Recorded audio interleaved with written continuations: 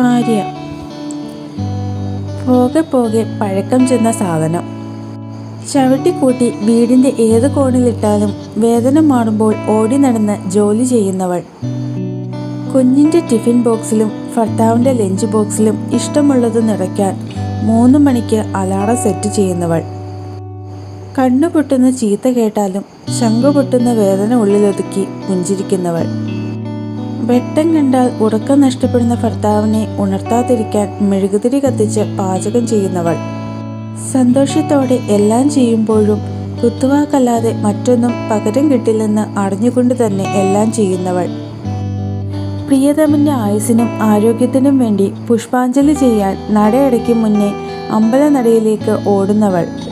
കുട്ടികളൊക്കെ സ്വന്തം കാലിൽ നിൽക്കുന്നതുവരെ, അമ്മയില്ലാതെ കാര്യങ്ങളൊക്കെ ചെയ്യുന്ന കാലം വരെ തനിക്ക് ഒന്നും വരാതിരിക്കാൻ നേർച്ച